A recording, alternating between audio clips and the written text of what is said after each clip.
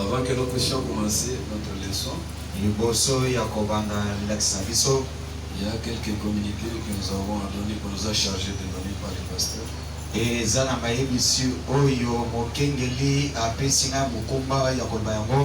Puisque comme vous vous rappellerez de notre programme, c'est aujourd'hui le dernier jour de nos enseignements sur le Saint-Esprit.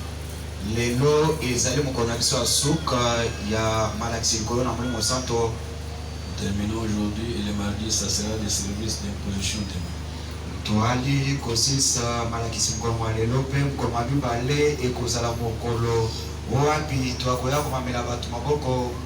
Alors prêtez attention à ce communiqué que le pasteur a envoyé.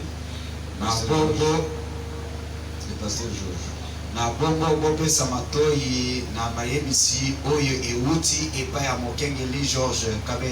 Le pasteur Georges souhaite que tout le monde soit là mardi depuis le matin.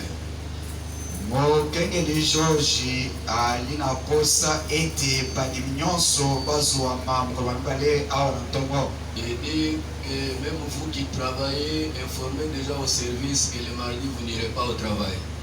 Il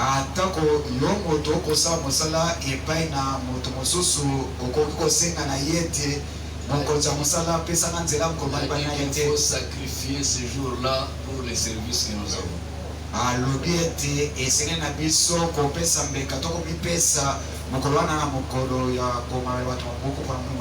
Et ceux qui ont le Saint-Esprit déjà et ceux qui n'en ont pas, le matin, le mardi, tout le monde ici.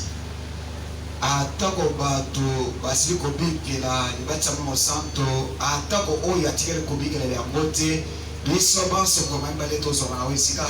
nous voulons nous comporter ce mardi-là comme des gens qui n'ont jamais eu le Saint-Esprit pour que Dieu nous baptise encore.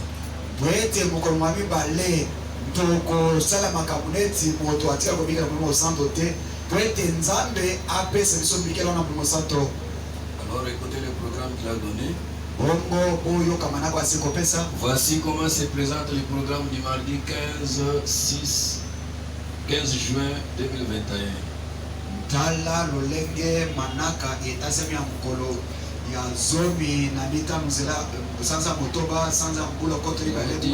De 8h jusqu'à 9h, mise en place et prière individuelle.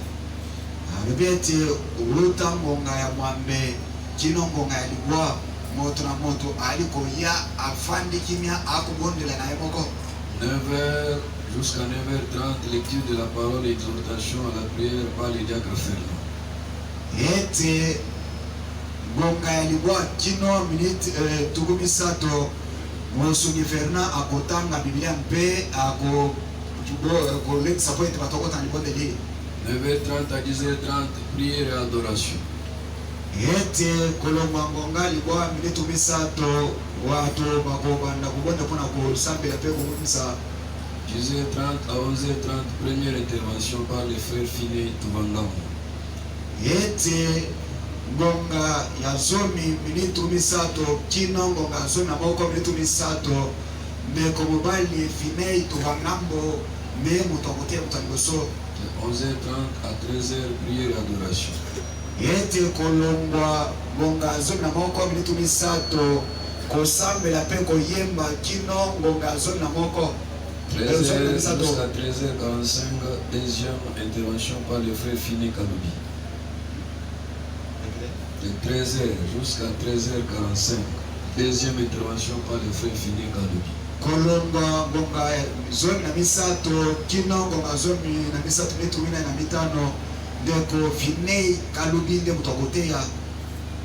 De 13h45 jusqu'à 14h45 prière et adoration. Yete kolongwa ngonga ya minute ngonga zona misatu metumina na mitano kino ngonga zona mine mitano na mitumina na mitano kosambela pe koyemba. De 14h45 jusqu'à 15h louange. Kolomba ngonga zona mitano mitumina na mitano kino ngonga zona mitano kumamela 15h à 16h troisième intervention par le frère Alain. Kolomba ngonga zomi na mitano kino ngonga zomi na mitano minute misato mote ya misato alemwepo. De 16h à 18h30, prière et service d'imposition de main conduit par les frères Alema. Kolongwa ngonga zomi na sambo kino ngonga zomi na mwambe ndeko mo alemwepo akokamba mayanga nya kumembela batu maboko mpona kumema Mungu santo. De 18h30 à 19h, offrande, communiqué et prière de la fin. Ngonga ya zomi na mwambe minute misato mayebisi mpe kobondela mpona kusukisa losambo. Il dit à la fin, vous ferez les services à trois, bien que le pasteur Amis sera là pour observer comment se déroulent les choses. Ete batu bakomemela batu maboko mpona Mungu santo bakozala ndeko fine tuvangambo ndeko fine kalubi ndeko alemwepo atako mokengeli ya misi akozwama mokolo wana awa akotala ndenge makambo ekolekana. Amen, amen. Amen. C'est ça les communiqués que je voulais passer avant que notre chant commence. Wana nde mayebisi na ngaki kotalisa liboso ete toleka na koteya. Amen, amen. Amen. Ça c'est un bon programme. Oui, ça manaka malamu. C'est votre pasteur qui a dressé ça. Mokengeli na bino nde atili yango. Et nous sommes tenus à obéir à ce programme.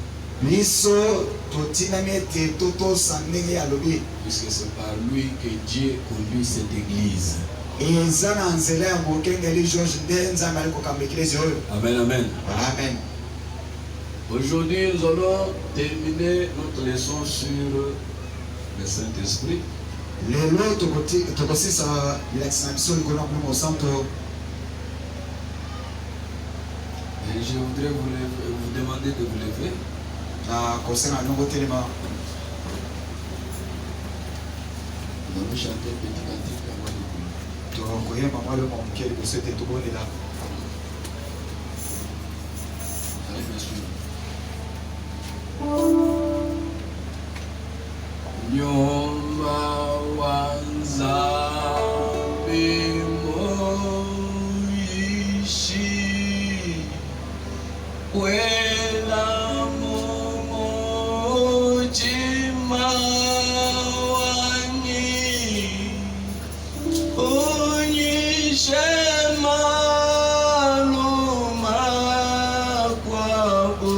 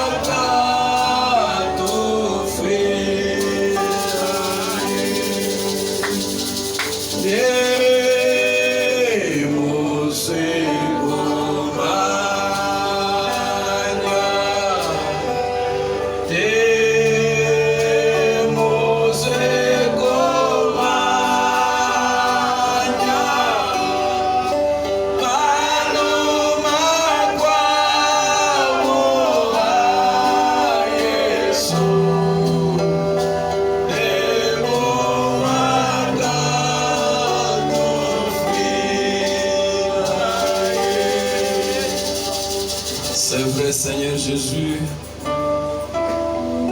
tu as dit que le royaume des cieux est semblable à des petits enfants.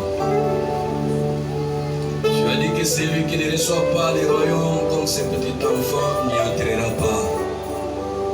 Et tu nous as montré que l'enfant a une disposition de toujours apprendre. Voilà pourquoi nous aussi ce matin, nous avons besoin d'apprendre. Tu as promis dans ta parole qu'en ces temps de la fin, il n'y a personne qui enseignera son frère, mais tous nous serons enseignés de Dieu.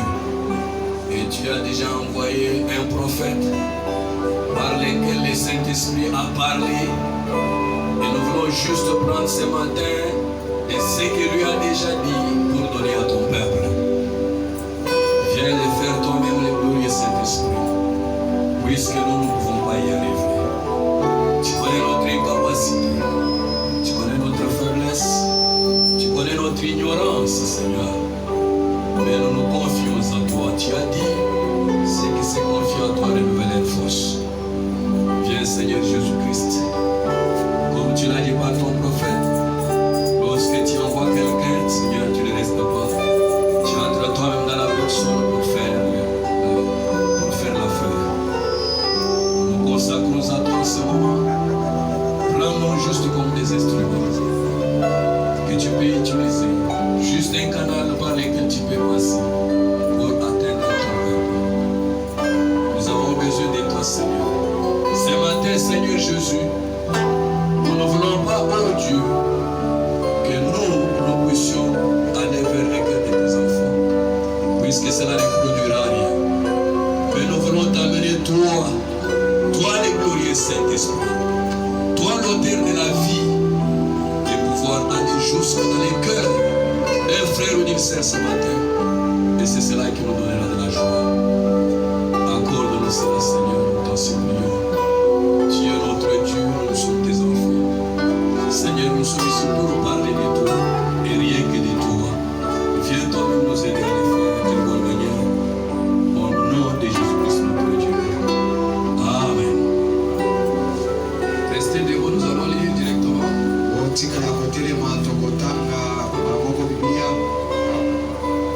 Nous allons prendre nos Bibles dans Actes des Apôtres, au chapitre 2, à partir de 37.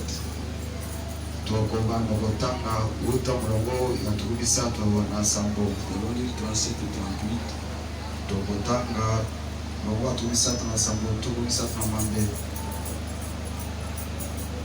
Après avoir entendu ces discours, ils eurent les cœurs vivement touchés.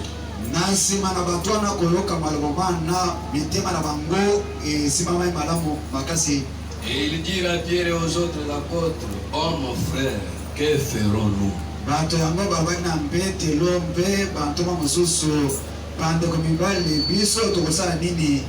Je pense que c'est la question de chacun de nous ce matin. Après avoir suivi tous ces enseignements que nous avons donnés, la question reste maintenant, oh mon frère, que ferons-nous? Pierre leur dit, répandez-vous. Et que chacun de vous soit baptisé au nom de Jésus-Christ pour le pardon de vos péchés. Et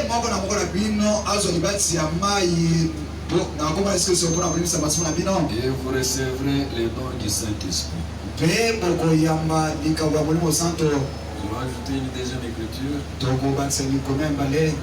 dans Ézéchiel 33.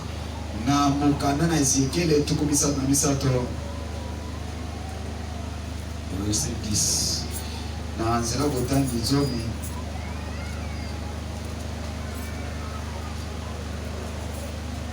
33 à partir de 10.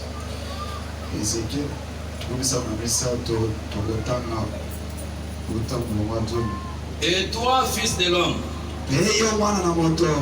dis à la maison d'Israël, vous dites, nos transgressions et nos péchés sont sur nous. Et c'est à cause d'eux que nous sommes frappés de langueur. Comment pourrions-nous vivre?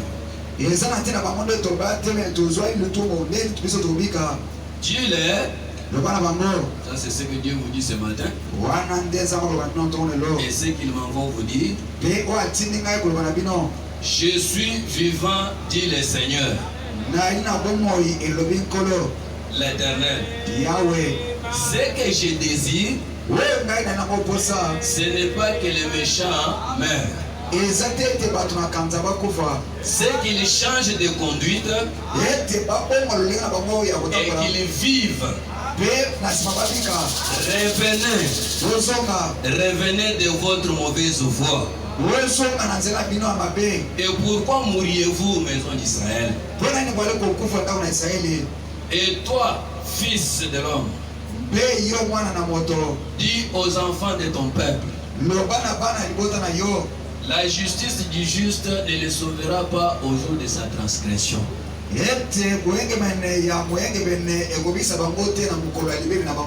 le méchant ne tombera pas par sa méchanceté le jour où il s'en détournera.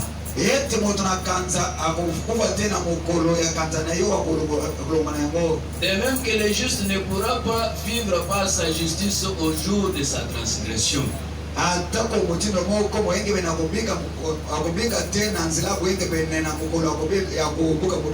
Lorsque j'ai dit au juste qu'il vivra,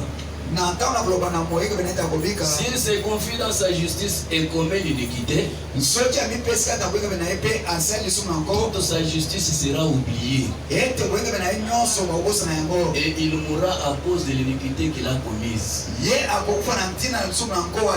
Lorsque j'ai dit au méchant, tu mourras, s'il revient de son péché et pratique la droiture et la justice,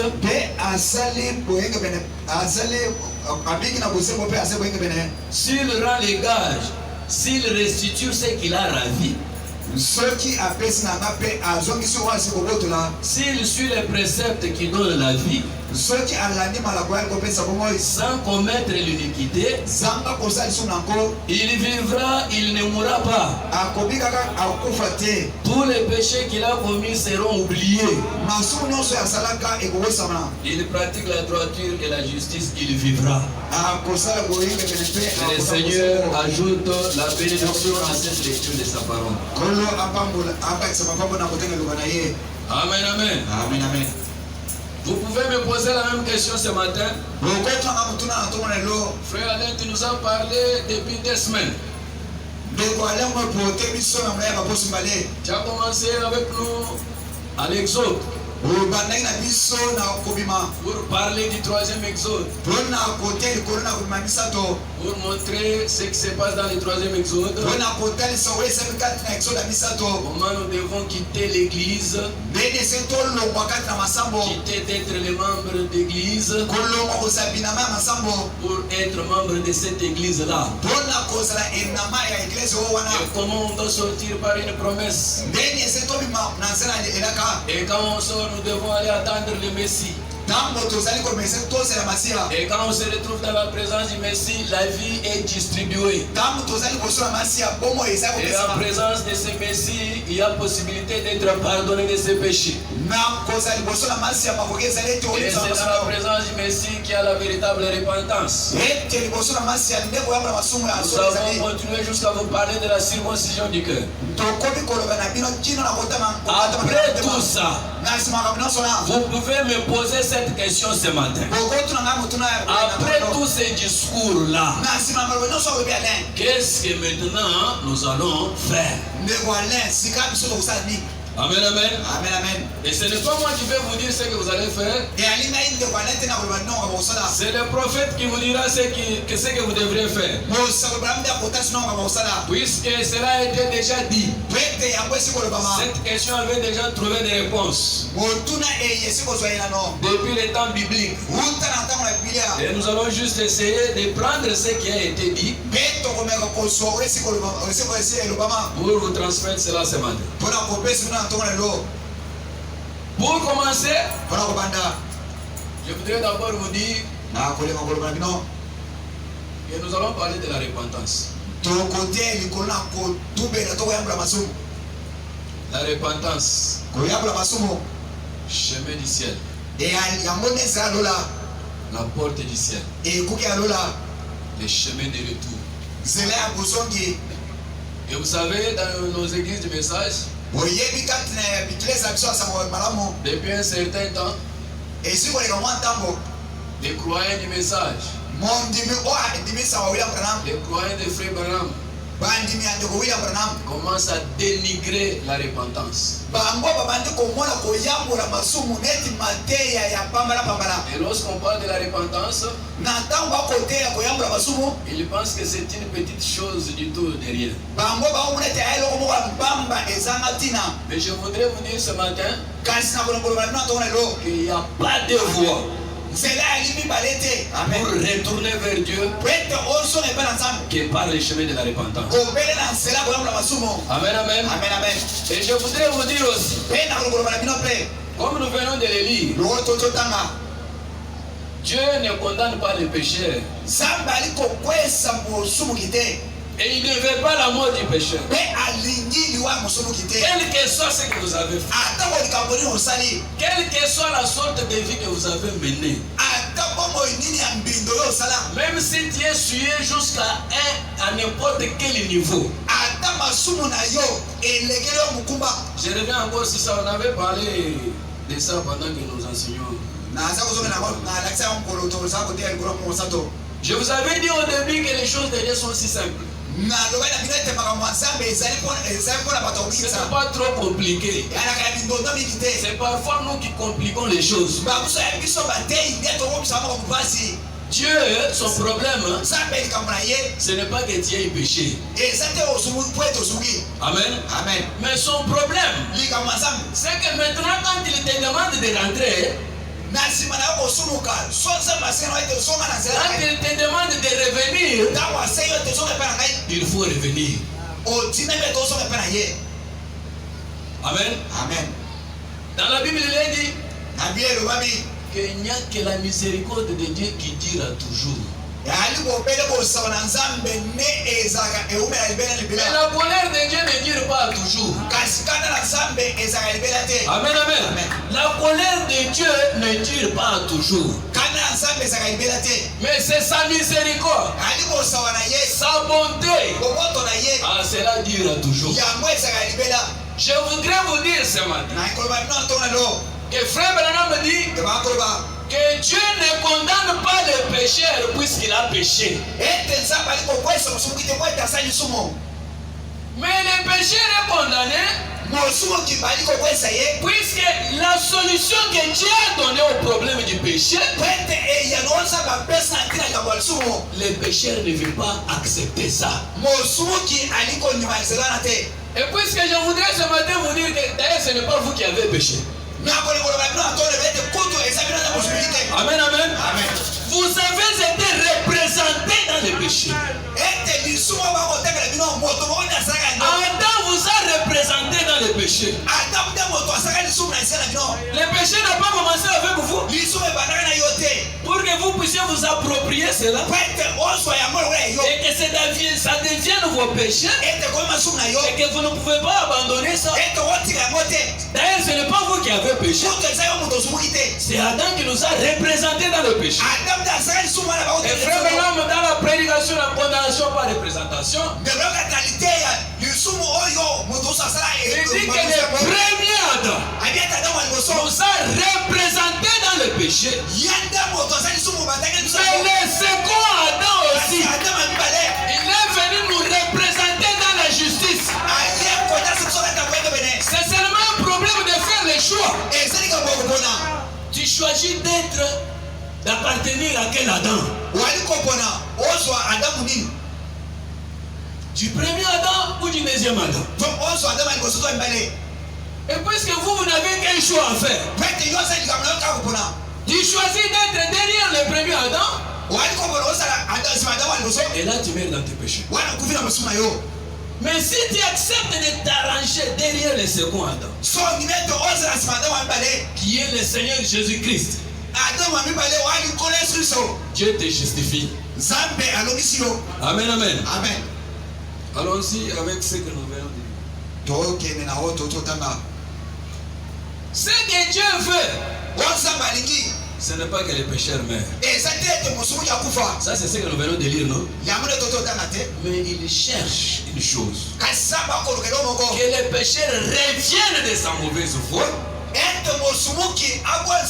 qu'il se détourne tout simplement, qu'il abandonne cette voie-là et qu'il revienne. Et Dieu dit qu'il revienne en moi, qu'il ne me laisse jamais de pardonner. Dieu ne se lasse jamais de pardonner. Amen.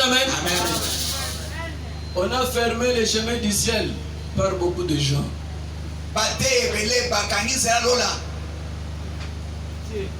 Comme si nous on avait une décision là-dessus. Mais je vous informe que pour Dieu, si ça ne dépendait que de lui, lui voudra que tout le monde soit sauvé. Mais le problème qui arrive, c'est qu'on appelle à l'homme pécheur de rentrer. De rentrer vers son créateur. Il l'appelle revenez. Venez, revenez à moi. Bien que tu as péché. Bien que tu as vécu mal. Bien que tu as fait toutes ces choses-là. Mais j'attends seulement que tu reviennes. Mais le pécheur résiste. Il refuse. Comme si le péché lui profite à quelque chose. Amen, amen. Comme je venais de le dire, c'est Adam qui a péché. Et comme nous venons de cette lignée là-dedans, c'est comme ça que nous sommes pécheurs. Vous n'êtes pas pécheurs puisque vous avez fumé, puisque vous avez bu, puisque vous êtes prostitué, puisque vous avez volé, ou vous avez triché, ou vous avez fait toutes les mauvaises choses que vous connaissez là. Non. Ce n'est pas cela qui fait de vous un pécheur. Puisque le péché, c'est l'incrédulité à la parole. Et celui qui a été incrédule à la parole pour commencer, c'est Adam et Ève là-bas. Et c'est eux qui ont amené le péché. Et d'ailleurs, je voulais vous dire ce matin que le péché a profité à Dieu. C'est le péché qui a fait connaître Dieu. C'est le péché qui a fait connaître Dieu. Si le péché n'était pas venu, tous ces attributs de Dieu n'allaient pas être connus. Le péché a fait que Dieu se manifeste comme un sauveur. Puisque si rien n'était perdu, Dieu n'allait pas être un sauveur. Le péché a fait que Dieu soit un guérisseur. Avant le péché, il n'y avait pas de maladie. Et cela a fait manifester cet attribut-là. Le péché a fait que Dieu soit le grand pourvoyeur à nos besoins. Avant, Adam ne souffrait de rien. Il avait tout à sa disposition. Il ne souffrait de rien. Mais il fallait qu'il commence à souffrir. Et qu'il ait des besoins. Et qu'il vienne se manifester comme le Jéhovah Jireh. C'est que si le péché n'était pas venu, Dieu n'allait pas être connu comme Jéhovah Jireh. C'est que le péché, c'est cela qui a fait manifester Dieu. C'est cela qui a fait manifester ses attributs. Et Dieu est connu lorsque le péché est entré. Amen. Toutes ces caractéristiques, tous ces attributs, toutes ces couleurs, comme nous l'avons vu là. Amen. Maintenant, lui-même qui avait permis que le péché entre. Puisque je vous dis que si Dieu n'avait pas permis, le péché n'allait pas entrer. C'est lui qui a permis. Bien que ce n'est pas lui l'auteur du péché, mais il a permis que le péché entre voulant manifester ses attributs. Et lorsqu'il a manifesté ses attributs, il a trouvé que je suis connu maintenant des hommes de la terre. Alors je vais mettre fin à ce problème du péché. Lui-même s'est changé. Il a trouvé qu'il n'y avait aucun homme qui pouvait le faire. Il a trouvé qu'il n'y a que moi, Dieu, qui n'a pas péché. Tout le monde a péché et est dépourvu de ma gloire. Alors il n'y a que moi, Dieu, qui peut faire cela. Et frère Branham me dit que Dieu a veillé à ce que tout le monde soit enfermé là, dans cette incapacité de sauver son prochain, pour que Dieu lui-même vienne le faire. Amen.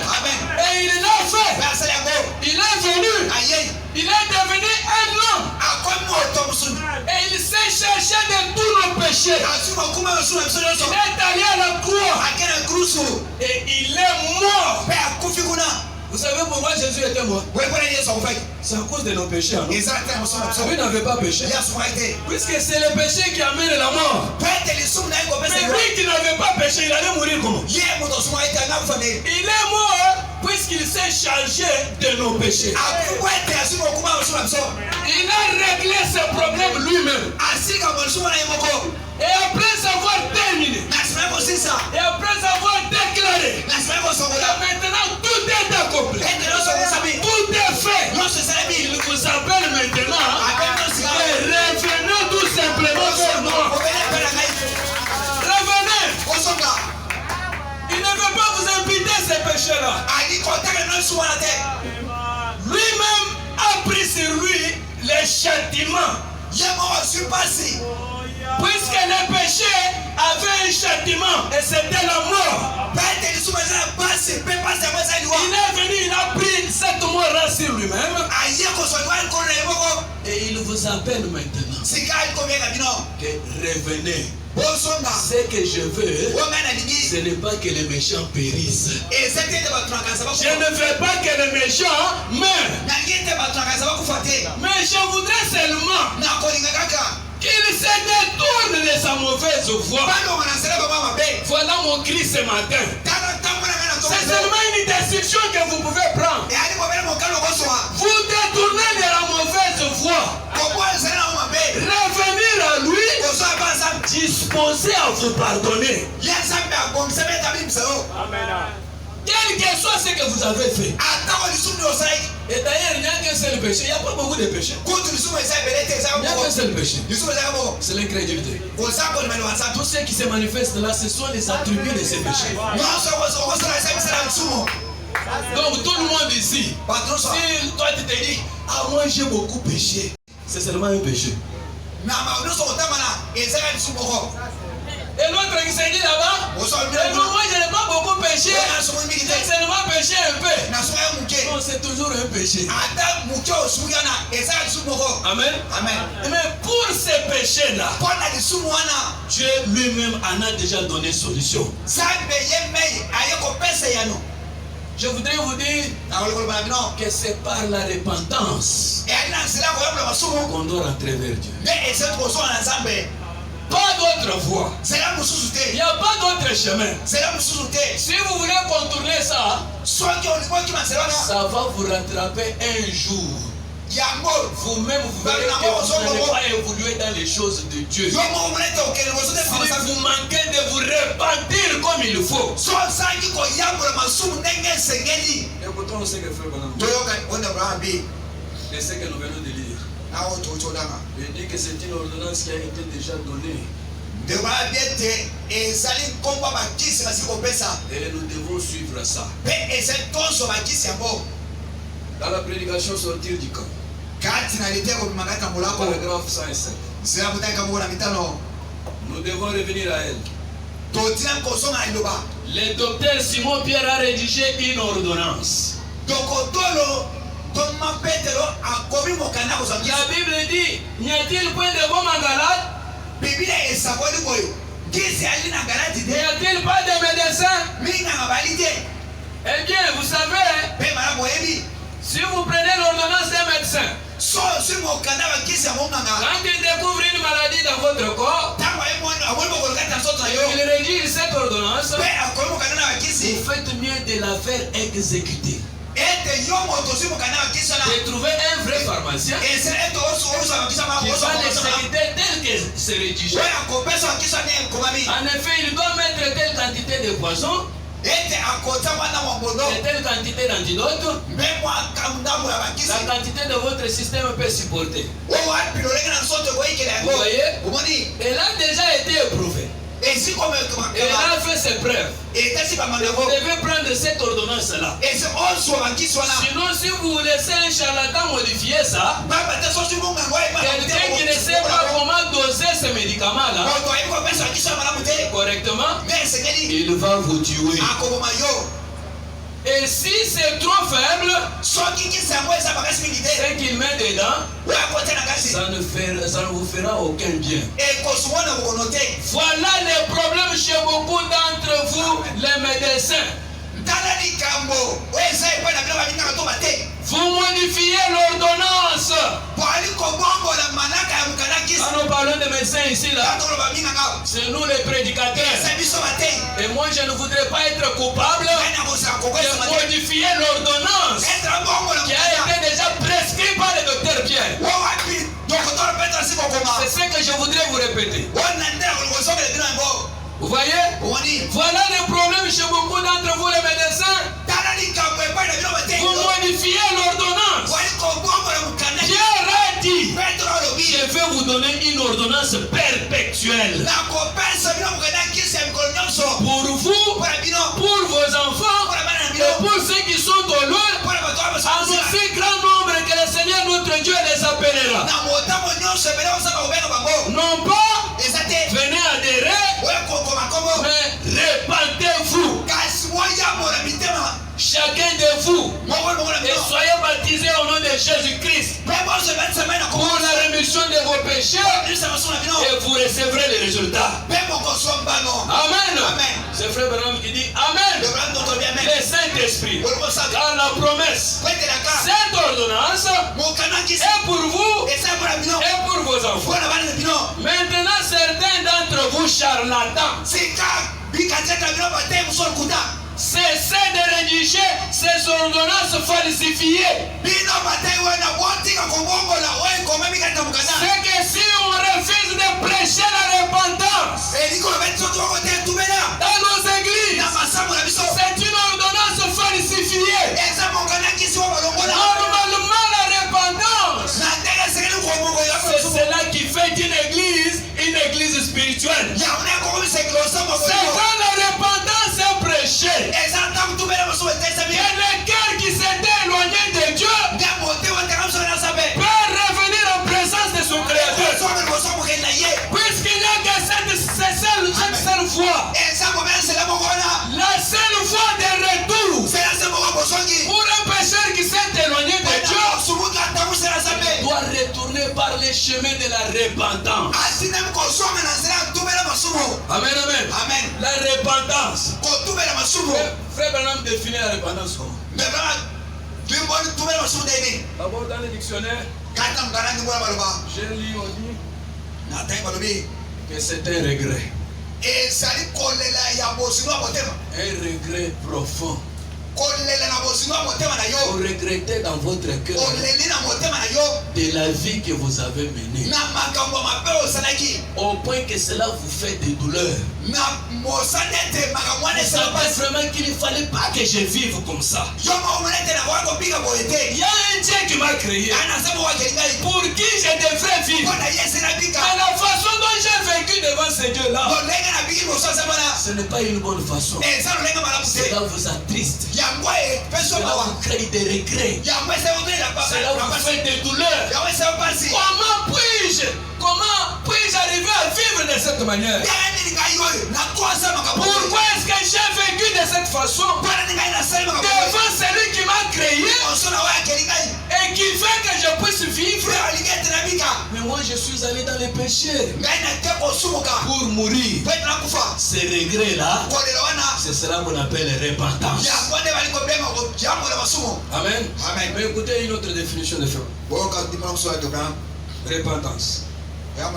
Regardez, c'est dans le 4e psaume. Regardez, il lui a été donné du temps pour se repentir, pour revenir. Sur paragraphe 264. Se repentir, ça veut dire revenir, faire demi-tour, faire volte-face. Se repentir, revenir, et il lui a été donné du temps pour qu'elle revienne à l'endroit. Amen, amen. La repentance, c'est comme la même chose avec la conversion. Faire demi-tour. C'est que tu allais comme ça, dans cette voie ici. Maintenant tu changes de voie. Et tu commences à rentrer. C'est ça la repentance. Tu allais dans une voie qui t'amenait vers la mort. Tu changes de voie. Tu laisses cette voie-là. La voie où tu marchais. Et tu connais les choses qui se passent dans la vie. Tu dis non, je ne dois pas continuer comme ça. Je dois arrêter. Amen, amen. Amen. Et je dois rentrer. Cette décision-là, ça se prend dans le cœur. Peut-être celui qui est à côté de toi ne saura même pas ce qui s'est passé à l'intérieur. Voilà pourquoi nous nous soutenons toujours. C'est le christianisme qui vient du cœur. Quelque chose qui a commencé depuis là-bas. Et puisque une chose qui a commencé là-bas au fin fond de ton cœur. Non, ce n'est pas de l'hypocrisie. Amen. Amen. Nous avons vu des gens manifester la repentance à l'extérieur. Oh, mon frère, je vais te demander pardon. Tu sais que je t'avais critiqué. Mais pendant qu'il parle comme ça, dans son cœur, ces désirs-là, c'est toujours critiqué là. Ça est toujours là. Ça, ce n'est pas une réponse. Mais je parle de cette chose-là qui commence dans ton cœur. Toi-même tu sens. Non, moi je suis fatigué de cette vie du péché. Je n'aime plus encore continuer de cette chose. Soit je change, soit je meurs. Voilà la chose dont je parle. Et vous décidez à partir de là de retourner, de revenir pour reprendre une autre voie. C'est seulement cette décision-là que Dieu attend de vous. Et il est prêt à vous recevoir, prêt à t'accueillir. Et il a donné même une parabole. Le royaume des cieux est semblable à un papa qui avait 2 garçons. Le deuxième garçon est venu, il a réclamé tous ses biens auprès de son papa. Et il a pris tous ses biens là, il est allé dans un pays lointain. Et là il s'est souillé avec des femmes. Il a gaspillé toute sa richesse au jet d'argent. Et il n'a pas bien vécu là-bas. Il était allé mal vivre. Et c'est cela même qui a terminé sa richesse. Et il a commencé à souffrir. Comme peut-être vous souffrez dans votre vie. Et un jour il s'est dit, je commence à manger avec les pourceaux. Alors que dans la maison de mon père, il y a des mercenaires qui mangent. Puisque moi ici, je vais rentrer vers moi. Et là je vais demander pardon. Qu'il me prenne même pour un serviteur. Au lieu de me considérer encore comme son enfant. À cause de ce que j'ai fait, je ne mérite même pas d'être son fils. Mais regardez, lorsque ce fils-là est rentré, c'est Jésus lui-même qui parle de Jésus. Qu'est-ce qu'il veut vous dire par là? Il faut vous décider de rentrer. C'est cela qui compte pour lui. Tout ce que vous avez fait, ne le regarde pas. Quel que soit ce que vous avez fait. Mais décidez seulement de rentrer. Et lorsque cet enfant est rentré, oh, il fallait voir la joie de son père. Il ne l'a pas considéré comme un serviteur, mais il l'a pris comme son fils. Il l'a habillé, on a fêté, il a appelé ses amis, ils se sont réjouis. Et Jésus dit, il y a plus de joie dans les cieux lorsqu'un seul pécheur se répand sur la terre. C'est un enseignement que Jésus lui-même a donné. C'est pour vous dire que les yeux de Dieu ne sont pas surtout sur ce que vous avez fait. Mais ces yeux sont fixés sur la solution qu'il a donnée au problème du péché. Est-ce que tu as répondu à cette exigence? La solution qu'il a donnée pour quitter les péchés. Est-ce que tu as répondu à cette exigence? Amen, amen. Amen. Je voudrais vraiment pénétrer un cœur ce matin. Je voudrais amener un cœur devant Dieu ce matin. Parce qu'après tout, ça ne compte pas que vous disiez, oh ce frère là prêche bien, il nous a bien prêché, c'est un bon enseignant, ça ne sert à rien. Ça ne sert à rien. Frère Branham vous dit que c'est comme prendre un médicament, un bon produit, et commencer à apprécier ce médicament est bon. Ah, c'est une spécialité. Ça c'est vraiment un fort médicament. Ça fait bien guérir. Mais tu ne prends pas ces médicaments, ça ne fera aucun bien pour toi. Oh, on a bien prêché, on a bien enseigné. Là, tu apprécies le prédicateur. Mais qu'est-ce que cela t'a amené? Ça t'a amené jusqu'où? Mon problème en moi, je serai réjoui lorsque j'entendrai un témoignage que depuis que tu as parlé ce jour-là, c'est ce jour-là que j'ai pris la décision de suivre le Seigneur. Voilà la chose qui nous fera de la joie. Amen, amen. Nous avions lu une citation ici. Mon frère Branham dit que les gens, j'ai marché, j'ai circulé dans le monde et j'ai découvert que les gens ne parviennent pas jusqu'à Christ. Et il dit que la raison c'est quoi? C'est que ce n'est pas lui Christ. L'objet vers lequel ils étaient dirigés, on les a dirigés vers autre chose. On les a montré l'importance des autres choses sans leur montrer l'importance de la repentance. Amen, amen. Je vous dis que ce matin, si Dieu vous assiste et que cette repentance véritable entrer dans ton cœur, directement ce matin tu dois changer d'habitation de l'enfer jusqu'au ciel. Ce matin même, pas demain, à l'instant même que cela se passe à l'intérieur de toi, tu quittes la mort et tu entres dans la vie. Amen, amen. Vous savez ce qui est arrivé chez Cornelius, c'est quoi? Pendant que Pierre parlait encore et le Saint-Esprit descendait, le cœur était vivement touché que pendant que Pierre parlait, le cœur déjà était repentant. Ils nous ont découverts. Oh, la voie où nous étions, ce n'était pas une bonne voie. Voilà la voie du salut est là. Et pendant qu'il parlait, sans être même baptisé, le cœur disposé, cela a ouvert les cieux et le Saint-Esprit est descendu. Je vous dis qu'avec une véritable repentance, vous pouvez avoir le Saint-Esprit même sans être baptisé. À la minute même que vous vous repentez, à cette minute même là, Dieu vous donne le Saint-Esprit. Ça c'est ce que frère Branham dit.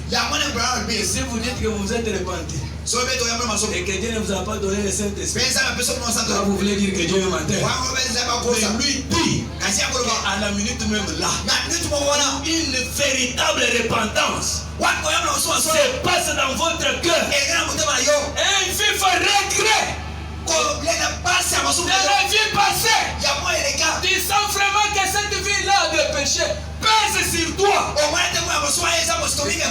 Non, je ne dois pas continuer comme ça. Je ne dois pas continuer comme ça. Ça doit s'arrêter. Je ne suis pas appelé à être comme ça. Amen.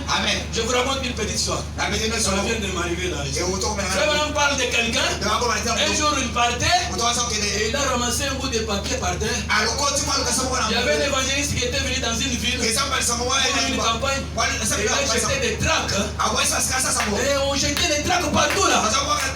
Et lui aussi, il était un pécheur. En passant, il a ramassé un papier. Où c'était écrit: où passera-t-il ton éternité? Rien que cette question-là, c'est aller jusqu'au fin fond de son cœur. Il a dit non, je ne dois pas continuer. Je dois arrêter cette vie. Puisque je dois me demander aussi où je dois passer mon éternité. Et depuis ce jour-là, il a commencé à aller dans cette église. Je cherche Dieu. Je cherche dans cette église. Dans cette église. Il est jusqu'au moment où il s'est rencontré avec les prophètes. Et quand il rencontre j'ai cherché le Saint-Esprit. Jusque-là, je ne le trouve pas. Regarde comment j'ai été là-bas. Mais personne ne m'a amené à ce que je cherche. Il dit, qu'est-ce qui t'a poussé à commencer à chercher le Saint-Esprit? Un jour, j'ai ramassé un bout de papier où il était écrit, vous passerez la tête dans les pieds. Et depuis ce jour-là, j'ai sincèrement que je vais chercher Dieu. Frère Madame nous dit, c'est ce jour même là que le Saint-Esprit est entré dans son cœur. Amen, amen.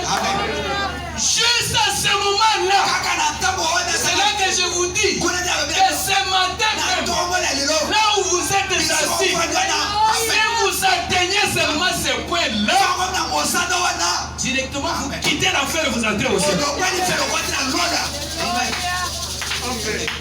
C'est de cela que je parle. Je ne parle pas d'état pareil. Je ne parle pas de formalisme. Je ne parle pas de l'hypocrisie. Je parle de quelque chose qui se passe à l'intérieur. Où vous décidez de faire. Et moi, à partir d'aujourd'hui, je me fais à cette vie. Ou soit je change, ou soit je meurs. Voilà. Voilà ce que je veux. C'est là que je veux vous emmener. Amen. Dans le message, les 5 identifications précises de la véritable église. Il dit au paragraphe 86, maintenant, nous ne voulons pas passer trop de temps sur chaque point. Maintenant, je voudrais voir quel est le message de cette église. Qu'est-ce que cette église devrait enseigner? Quel est son message? Le premier message qui me vient à l'esprit de cette église, ce corps mystique enseignera, ce sera la repentance. Amen. Le premier message, une église véritable qui veut être une église véritable selon Dieu. Son premier message qu'il doit enseigner à ses croyants, il doit appeler ses croyants à se repentir. Ça c'est selon Frère Branham. Si vous avez une autre ordonnance, ça vous appartient à vous. Mais l'ordonnance que Pierre avait donnée, parce que la question lui a été posée, homme frère, que ferons-nous? Il a dit, répentez-vous. Et Frère Branham dit, c'est ça le premier message de l'église. Puisque répentez-vous ici, c'est la première chose que Pierre a dit aux gens. Lorsque le Saint-Esprit est descendu à la Pentecôte, et que l'église de Dieu venait de commencer. Et Frère Branham dit, c'est ça le premier message de l'église. Alors demandez-vous, une église qui minimise ça, qui dénigre même les croyants, qui commencent à considérer les prédicateurs qui parlent de la repentance comme des petits prédicateurs. Moi je voudrais bien être un petit prédicateur en parlant de la repentance qu'être un grand prédicateur qui ne connaît rien de la repentance. Et puisqu'il n'y a pas d'autre voie pour revenir à Dieu. Rien que par le chemin de la repentance. Attendez, je vais vous voir ce qui se passe quand on se répand. Je vais prendre des cas dans la Bible. Regardez un jour, David est allé, il a convoité la femme d'autrui, la femme d'Uri, et il a fait appel à cette femme. David a couché avec la femme d'autrui. C'est quelque chose de mal, non? Même dans nos jours, si vous faites ça, on ne passera pas que vous êtes un frère. Amen. La femme d'autrui, son mari vivant, et il ne s'est pas arrêté là. Il faut encore plus loin. Il faut que Dieu le mari de cette femme. Un deuxième péché qui s'ensuit. Et le troisième péché, il nie. Il sait que personne ne le connaît. Il fait semblant comme s'il n'a rien fait. Alors le prophète Nathan vient. Il vient voir le roi David. Un homme avait autant de brebis. Mais il y avait l'autre qui n'avait qu'une seule. Il recevait ses visiteurs. Au lieu de prendre parmi ses 500, il est allé prendre seulement la seule vraiment. Alors, qu'est-ce que tu peux faire avec une telle personne? David s'exclamait, ça c'est trop méchant. Une personne qui a fait ça, il mérite la mort. C'est lui-même qui a décidé. Donc il s'est condamné lui-même. Et Nathan lui dit, cette personne-là c'est toi. C'est vrai? Mais tu as pris la femme d'Uri. Et tu as même tué son mari. Oh Seigneur, pardonne-moi. Dans 2 Samuel, allez lire au verset 13. Et ça, un peu pour que je me trompe. Dans 2 Samuel.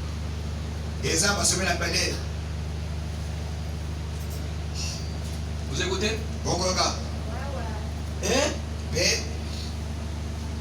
Qu'est-ce qui arrive? C'est dans vérifier un peu. 2 Samuel 12, 13. 2 Samuel 12, 13. Vous le direz. Et lorsque David a écouté ça, dès qu'il s'est rendu compte qu'il a péché, il s'est écrié, oh Dieu, pardonne-moi, j'ai péché contre toi. Rien que cela. C'est cela que Dieu appelle David l'homme selon mon cœur. L'homme selon son cœur, pourquoi? Puisque lorsque David se rendait compte que j'ai péché contre Dieu, dès qu'il se rendait seulement compte, il était prêt à aller à Dieu pour se repentir. Voilà pourquoi Dieu l'appelait l'homme selon mon cœur. C'est que l'homme selon le cœur de Dieu aujourd'hui, ce n'est pas quand vous parlez trop de mystères, quand vous criez, vous dansez à l'esprit, quand vous proclamez la parole avec puissance. Non, je regarde à ton cœur. Est-ce que es-tu prêt que lorsqu'on te convainc que tu as péché, es-tu prêt à aller à genoux pour te repentir? Si tu es cela, tu es l'homme selon le cœur du Seigneur. Amen, amen. Puisque je vous dis que Dieu est tellement faible devant quelqu'un qui se répand. Dieu devient tellement faible. Même s'il était colérique comment. Et d'ailleurs la colère de Dieu, ça s'appelle une fureur. Ça dépasse même la colère. Tandis que qu'il est dans cet état-là, s'il te voit seulement tomber à genoux et demander pardon, c'est tout ce qu'il cherchait. Amen, amen. Je prends un deuxième cas. Pour aller vite. Dieu envoie Jonas. Va à Ninive. Vraiment, Ninive vraiment se comporte très mal. Beaucoup de péchés là-bas, l'idolâtrie, prostitution, ceci, cela. Allez leur dire que dans 40 jours, je vais les détruire.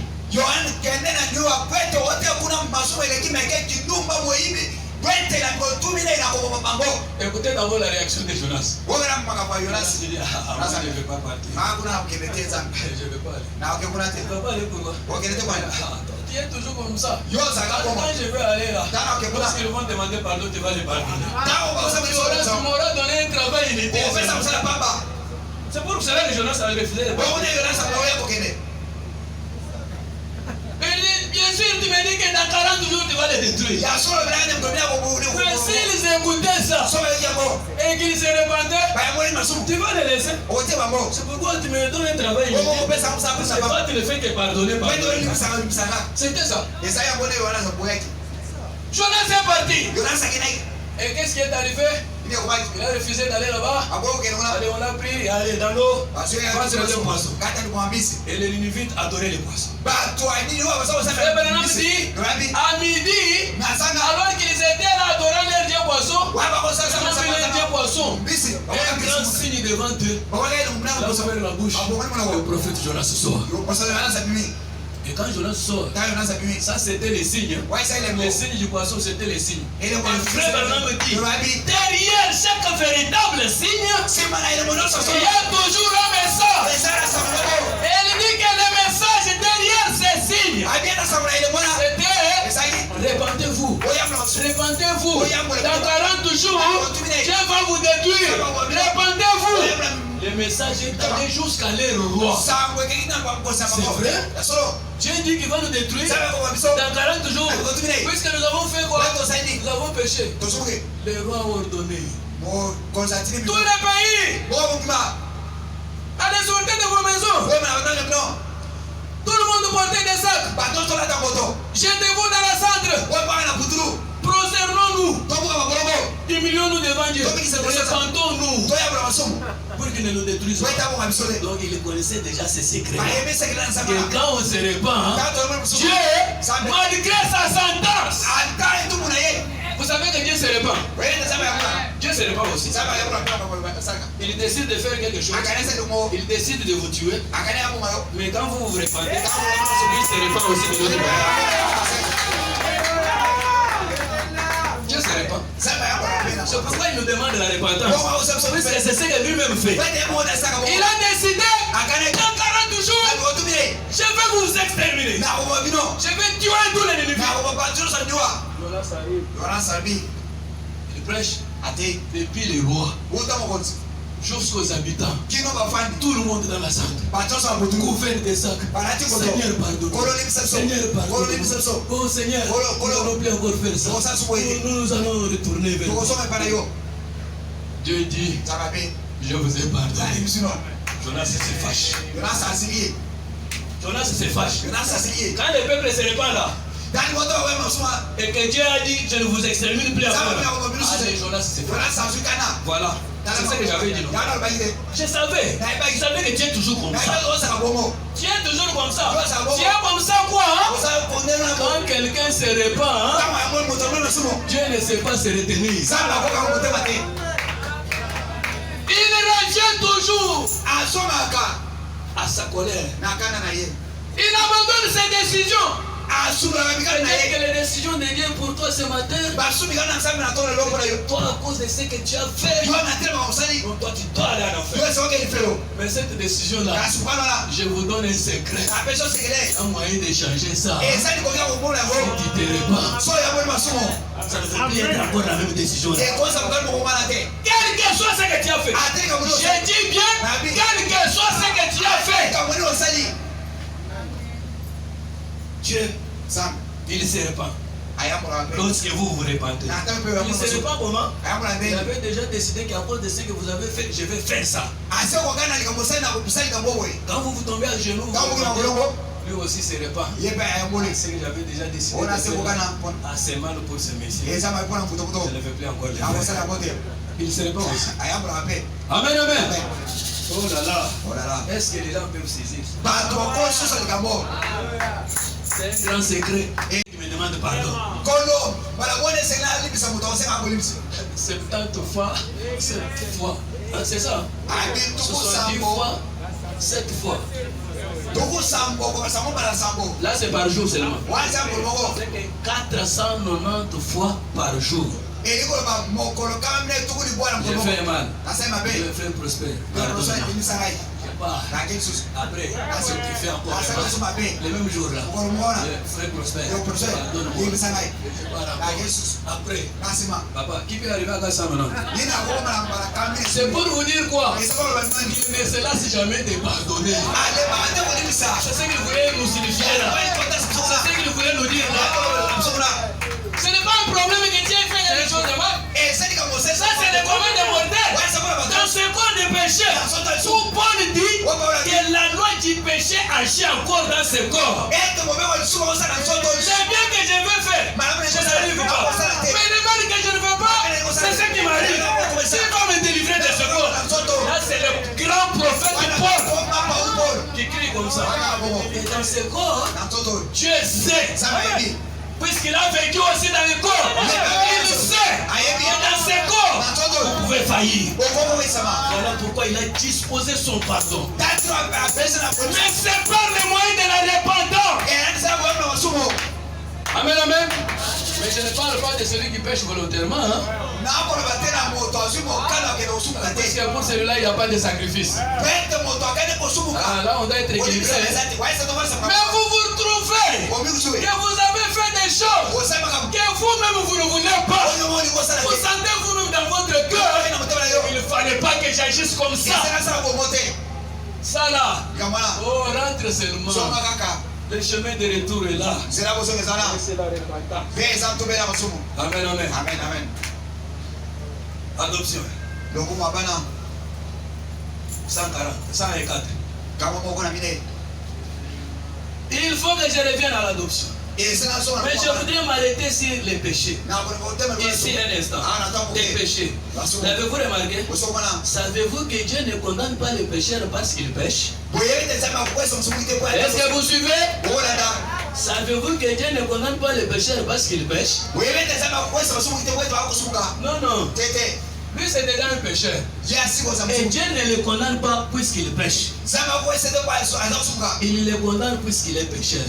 Est-ce que vous comprenez la différence? Tout ce que nous parlons ici de voler, adultère, tout ce style, c'est ce que les gens font. Et quand ils font ça, on dit qu'ils sont en train de pécher. C'est ça, non? Mais quelqu'un qui fait tout ça, il le fait puisqu'il est incrédule à la parole.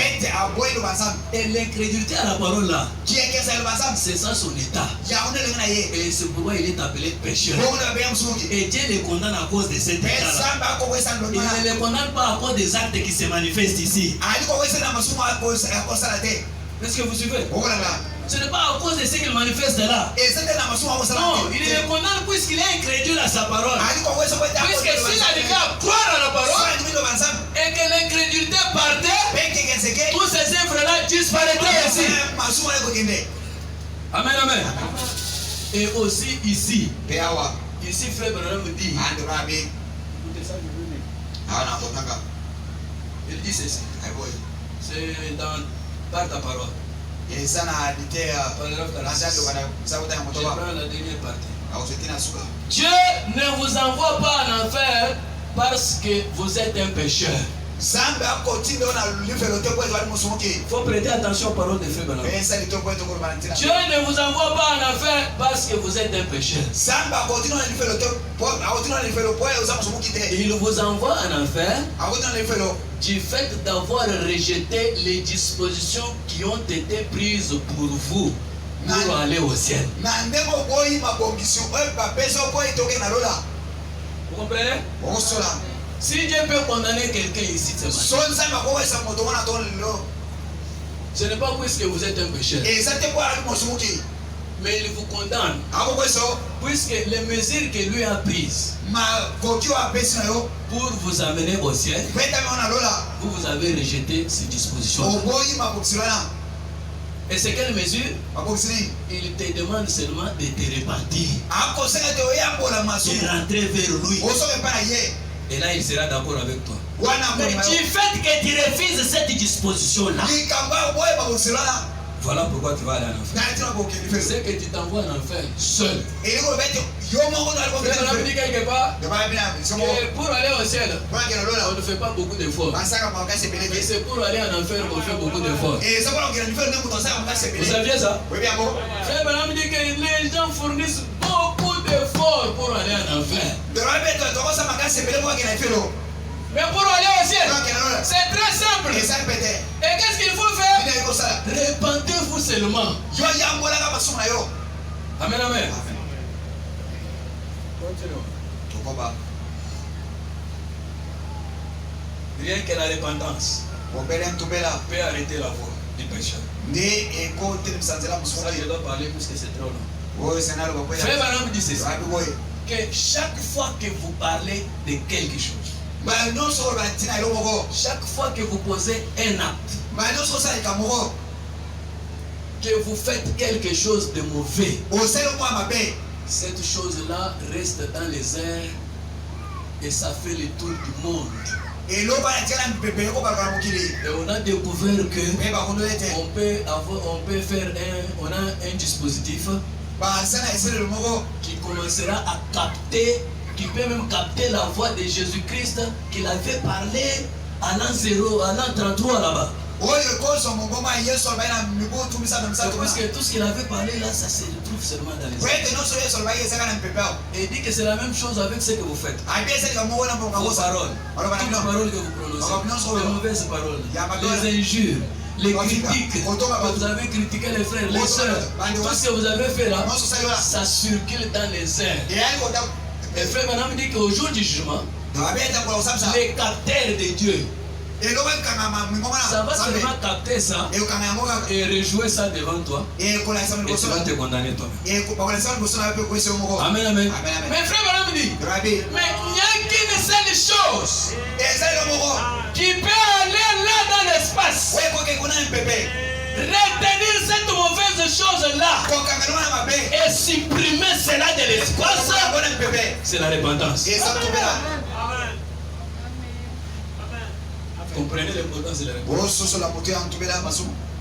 On va dire. On m'a dit, si nous pouvions avoir l'instrument capable de la capter,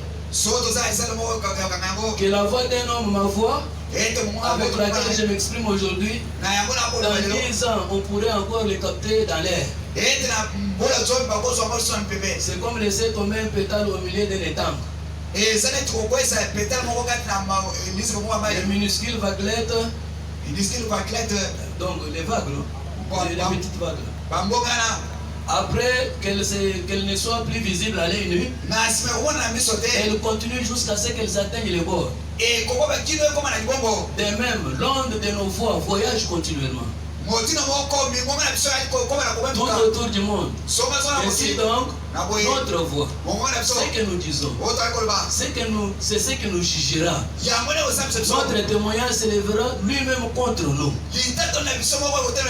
Nos voix retentiront elles-mêmes dans nos oreilles au tribunal du jugement de Dieu. Quand son grand instrument captera cette voix, chaque voix qui s'est fait entendre,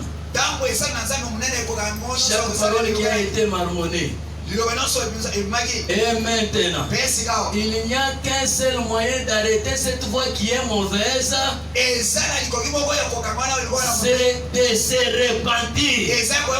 Dieu seul peut l'arrêter. Sinon, il poursuit son chemin et vous y serez confrontés dans l'éternité par conséquent.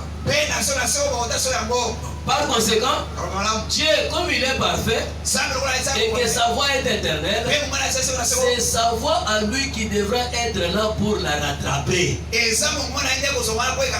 Par conséquent, il faut qu'il soit parfait dans chaque décision. Car une fois qu'il dit quelque chose, il doit aller jusqu'au bout et revenir au jugement. Amen, amen. Les mauvaises choses que vous avez faites là, c'est en train de faire le tour du monde. Et si vous ne vous repentez pas contre cela, vous allez les retrouver aujourd'hui. Il n'y a que la repentance qui est capable d'aller là dans l'espace, dans l'air, dans les ondes, dans la attention et saisir ces choses-là. Les effacer. Au point que quand je regarde, je ne trouve rien là-bas. Et au jugement, rien ne sera là-bas pour nous condamner. Amen, amen. Amen.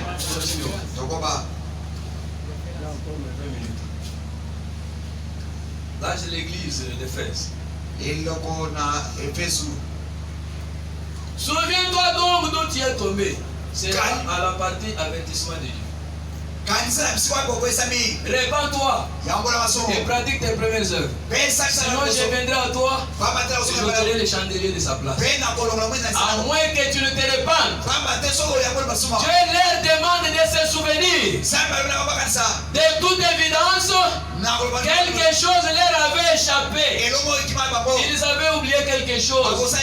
Il leur disait de retourner en pensée à leur point d'origine.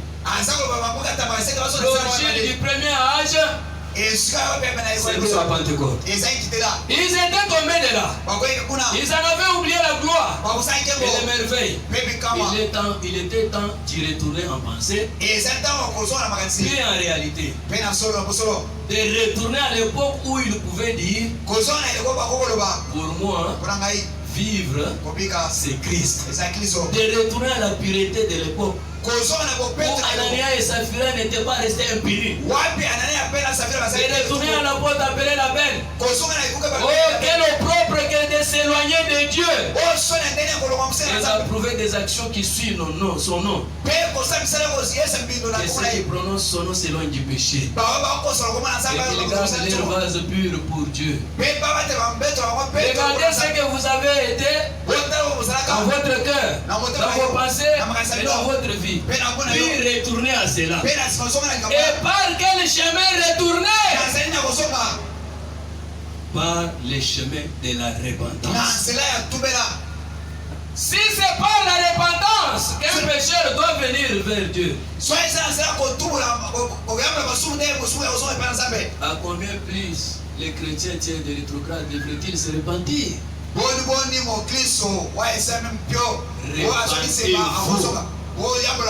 Repentez-vous.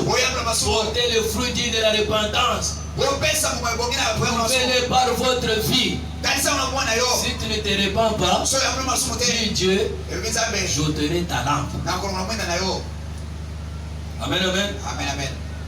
À la fin là, il dit, dépêchez-vous de vous repentir. N'hésitez pas.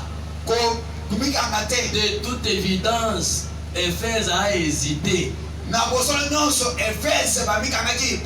Ils avaient hésité de se repentir. C'est pourquoi Dieu les avait quittés. Amen, amen. Dieu. Dieu aime la repentance. Est-ce qu'il reconnaît que dans cette vie, vous pouvez faillir? Il a vécu dans cette vie. Il connaît les tentations qu'il y a. Il connaît les problèmes qu'il y a. Mais je ne parle pas de celui qui pêche volontairement. Frère Branham raconte une histoire d'un nouveau couple qui venait de se marier. Et la femme était déjà une chrétienne. Mais l'homme venait de croire. Alors la femme a appelé son mari un jour, il a dit, mon cher, mon chéri, je sais que tu es encore nouveau dans cette voie. Moi j'ai marché dans cette voie, ça fait longtemps, je connais les difficultés qu'il y a. Je vais te demander une chose. Lorsque tu vas sortir et qu'il t'arrive là-bas, de tomber peut-être avec une autre femme ou de faire toutes ces mauvaises choses, la seule chose que je vais te demander, ne restez pas là. Revenez ici. Tu vas trouver toujours cette dame avec un cœur disposé à te pardonner et aller avec toi à genoux pour prier ensemble pour que Dieu puisse t'assister. Amen, amen. Et l'homme, quand il a écouté ça, ça c'est quelle femme. Une femme déjà disposée. Que même si j'ai tombé avec une autre femme, elle est prête à me pardonner. Si c'était vraiment un pécheur qui n'était pas converti, il allait trouver, c'est pour moi une belle occasion. Puisque là maintenant je peux aller. Et quand je reviendrai, il me pardonnera toujours. Quand tu es encore dans cet état-là, c'est que rien ne s'est passé encore dans ton cœur. Donc, je parle déjà du chrétien. S'il y a encore un chrétien dans cet état-là, comprenant que comme Dieu est disposé toujours à me pardonner, malgré tout ce que j'irai faire, c'est une bonne occasion pour moi. Comme ça, je vais aller faire le mal. Je reviendrai toujours. Mais lui est disposé à me pardonner. C'est que rien ne s'est encore passé dans ton cœur. Mais lorsque cet homme a écouté ça,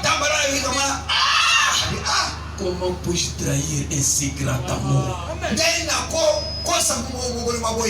Déjà disposé à me pardonner alors que je n'ai encore rien fait. Alors je ne peux pas faire du mal à une telle femme. Je n'irai même pas pécher pour revenir demander pardon. Amen, amen. C'est la même chose avec ce que Dieu vous dit. Il est disposé que s'il est arrivé sur ta route, de prochaine d'une manière ou d'une autre, moi Dieu, je suis compatissant. Je suis miséricordieux. Là, la colère, riche en beauté, reviens seulement. Ne reste pas dans ton péché. Reviens. Je suis disposé à te pardonner. Et lorsque tu vas écouter ça, comme cet homme-là, tu ne peux pas pécher. Tu ne peux pas pécher. Quelqu'un déjà disposé à me pardonner. Ça a une telle personne de rien faire du mal. Je ne ferai même pas ce mal. Voilà. C'est cela. C'est de cette chose-là que je parle. Quand ça se passe comme ça là-bas, à l'intérieur de vous, quelque chose de ce genre-là, ça va déclencher le Saint-Esprit. Répandez-vous. Répandez-vous. Mais qu'est-ce qui arrive? Beaucoup de gens ne veulent pas se repentir. Abraham a enseigné la repentance dans beaucoup de choses. Au lieu de lire, je vais seulement commencer à raconter. Frère Abraham raconte l'histoire d'un roi. Je pense que ça doit être Alexandre, quelque chose. Un roi qui n'avait qu'un fils. Il avait son ami. Et son ami était jaloux. Il a vu comment le roi traitait son fils avec bienveillance. Il était tellement jaloux qu'il a piqué une crise. Lui a quand même un père qui lui fait tout ça. Alors que moi je suis dépourvu de tout. Alors un jour, il a tué le fils. Les scènes de ce roi-là. On a saisi le monsieur. Il a tué le fils du roi. Dans la prison. Sentence. Non, celui-ci, comme il a tué le fils du roi, il mérite la mort. C'est peut-être votre état. Par vos actions, par votre vie, vous avez crucifié Jésus-Christ, le Fils unique de Dieu. Et comme sentence, vous méritez la mort. Puisque le salaire du péché, c'est la mort. Le roi plairait son fils. Mon fils unique. Mais qu'est-ce que ce fils avait fait pour que ce monsieur-là puisse tuer mon fils? Alors que le monsieur attendait la mort, il attendait qu'on vienne vraiment le tuer. Le roi s'est dit non, je vais d'abord aller voir ce monsieur-là. Et lui demander, causer un peu avec lui, qu'il me dise pourquoi il a tué mon fils. Mon fils unique que j'avais. Pourquoi il a fait une telle chose? Le roi est allé. On a déroulé les tapis rouges. À la porte de l'église. Le roi est allé. Il a dit, prenez le monsieur là. Lavez-les. Habillez-les. Je voudrais qu'il vienne le plus. Donc lui-même est allé à la prison. Il a trouvé le monsieur là, affaibli, affamé, on lui donnait même pas à manger. 3 mètres, fatigué. Le roi a dit, monsieur, c'est toi qui as tué mon fils. Oui. Qu'est-ce que mon fils a fait? Vous pouvez lui mériter une telle sentence. Qu'est-ce qui t'a poussé à tuer mon fils? Ton fils n'a rien fait. Ton fils n'a rien fait. Mais pourquoi tu as tué mon unique fils? J'étais seulement jaloux. Quand je voyais ce que tu faisais à ton fils et que moi je n'avais rien, j'ai piqué seulement une crise de colère. C'est pourquoi je l'ai tué. Est-ce que tu sais que tuer le fils du roi, ça te mérite la mort? Oui, je le mérite bien. Maintenant là, je sais qu'à cause de ce que j'ai fait, je mérite la mort. Si vous me tuez, votre justice sera juste. Ce n'est pas que vous aurez mal fait. Vous avez vraiment pleinement droit de me tuer.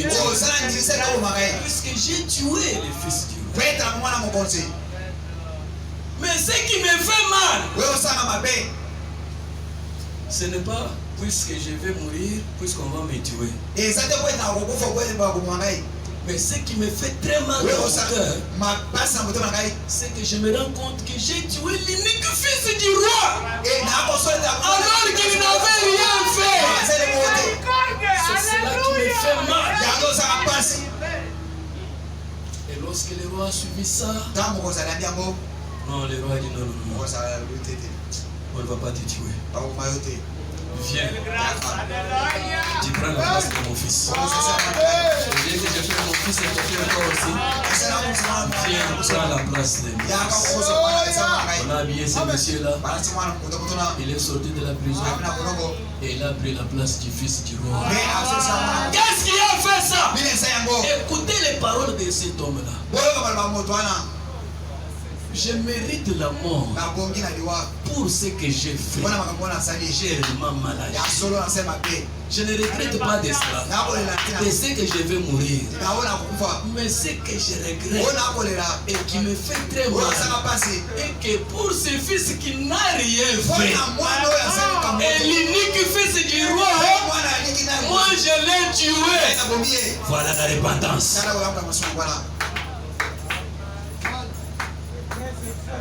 Il faudrait que tu arrives aussi à ce niveau-là ce matin. Tu crucifies l'unique fils de Dieu chaque jour ici. Jésus-Christ est la parole. Jésus-Christ est la parole. Qu'est-ce que tu fais avec cette parole? Combien tu crucifies cette parole? Le fils unique de Dieu. Tu es en train de les crucifier. Et en les crucifiant ainsi, tu mérites aussi la mort. Mais Dieu ne veut pas que les méchants meurent. Dieu ne veut pas la mort du péché. Mais il veut qu'il se répande. Qu'il revienne à lui qui ne se lâche jamais de pardon. Dans les évasions des États-Unis, au paragraphe 192, Frère Branham dit, quand vous exposez les faits, les gens qui viennent vous écouter à un service d'évangélisation, puisque aujourd'hui on fait l'évangélisation, quand vous exposez les faits, les gens qui viennent vous écouter à un service d'évangélisation, vous essayez de toucher la cible, comme ce que je suis en train de dire. De prêcher l'évangile et amener les gens à se repentir, à se mettre en règle. Ils vont se lever et prendre la porte. Ils se lèvent, la petite porte va accueillir. Ils ne sont pas obligés d'écouter. En sortant, tapant la porte là, ils ne sont pas obligés d'écouter ça. Ce que frère Alain dit là, je ne suis pas obligé d'écouter ça. Je peux accepter ou ne pas accepter. Écoutez maintenant, frère Branham. Ils ne sont pas obligés d'écouter. Frère Branham dit, non! Ils ne sont pas obligés. Mais frère, ils seront obligés soit de se repentir ou de périr. Ah, voilà.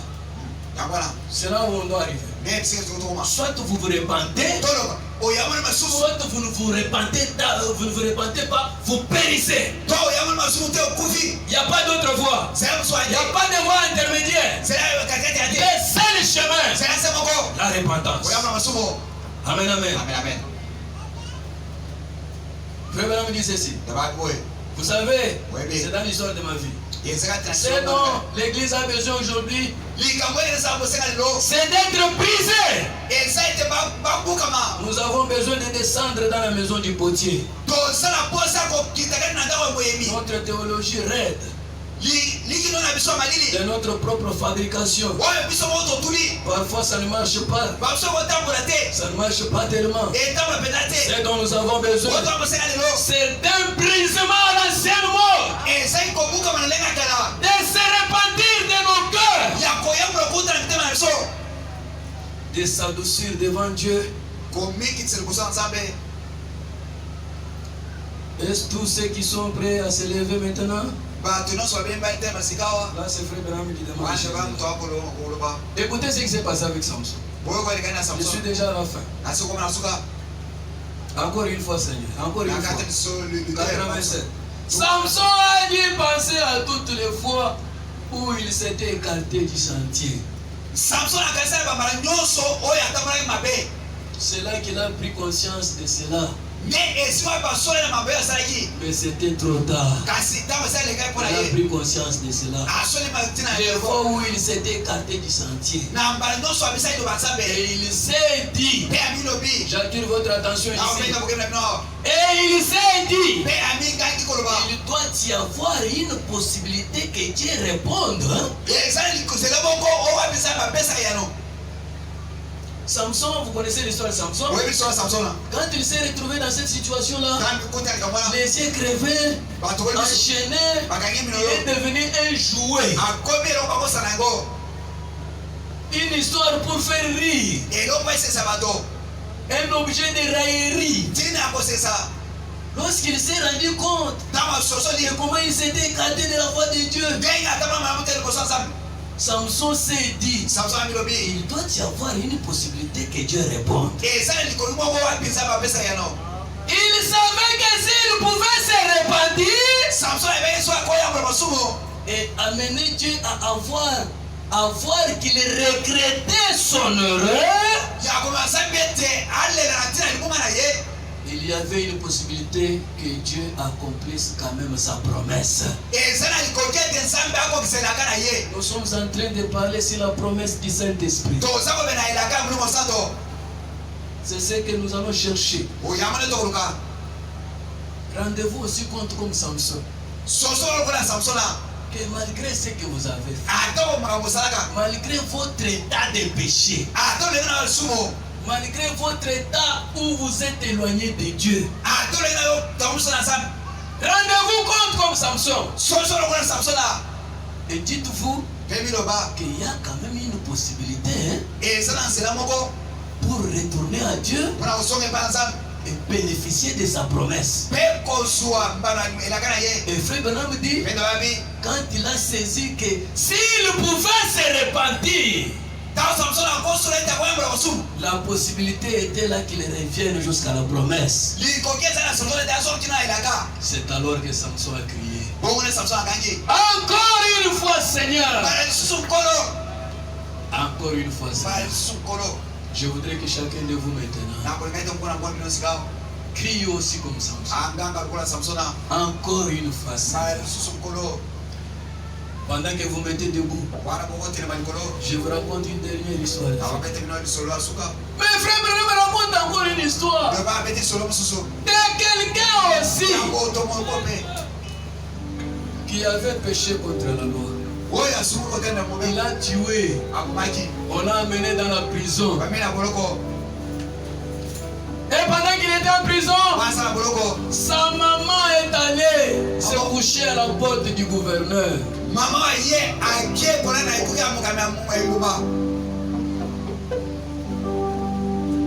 Il pleurait là-bas. Gouverneur, n'abandonne pas mon fils. Mon fils est là dans la prison, attendant la mort, puisqu'il a tué. Mais on a dit que toi, le gouverneur, tu as les derniers mots. C'est toi qui peux décider sur son sort. Si tu décides que mon fils soit libéré, il sera libéré. Voilà pourquoi je viens pleurer chez vous. C'est le gouverneur. Je sais que mon fils a maladie. Je reconnais. Mais je ne fais pas voir mon fils mourir. C'est l'unique fils que j'ai. C'est tout ce qui me reste. Je ne laisse pas mourir, gouverneur. La dame a tellement dérangé le gouverneur que le gouverneur s'est décidé d'aller là où était le fils, dans la cellule où il était interné, en prison. On a déroulé et il est allé là comme un simple homme. Il arrive là, il trouve le monsieur. Il était en train de cogner sa tête contre les barreaux. Le visage flétri, affamé, attendant sa sentence pour être tué. Le gouverneur arrive. Il dit, hé garçon. Les garçons ne regardent pas. Hé monsieur, regarde ici. Je voudrais d'abord te parler. Ah, laisse-moi. Laisse-moi, tu veux me distraire ici. Moi j'attends déjà la mort. J'ai déjà tué, on m'a déjà condamné que je vais mourir. Et je n'aime pas t'écouter, je n'aime pas t'écouter. Écoute-moi un peu, donne-moi un peu un temps que je te parle. Il ne s'est pas présenté qu'il était gouverneur. Mais je voudrais d'abord te parler. Monsieur, j'ai dit, je ne vais pas t'écouter. Moi je suis déjà condamné à mourir.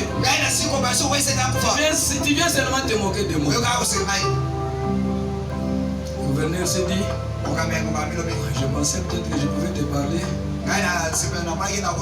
Vous pouvez avoir quelque chose que vous pouvez faire pour moi. Le gouverneur est rentré. Et pendant que le gouverneur était en train de rentrer, la garde qui était là, il vient dire au monsieur, monsieur, tu as fait ça au gouverneur? Tu ne sais pas qu'il a le droit de te libérer? Le monsieur sursaute en retard. Hey, je ne savais pas que c'était le gouverneur. Gouverneur, rentre s'il te plaît. Rentre, gouverneur. Je ne savais pas que c'était toi. C'était trop tard. Trop tard. Le gouverneur est parti et le garçon a été tué. Il a refusé d'écouter la voix du gouverneur. Est-ce que ce n'est pas la voix du gouverneur que vous écoutez maintenant? Est-ce que vous allez aussi attendre jusqu'à ce que le gouverneur s'en aille et qu'il n'y ait plus de grâce pour toi? Amen, amen. Sœur, mettez-vous debout, nous allons prier.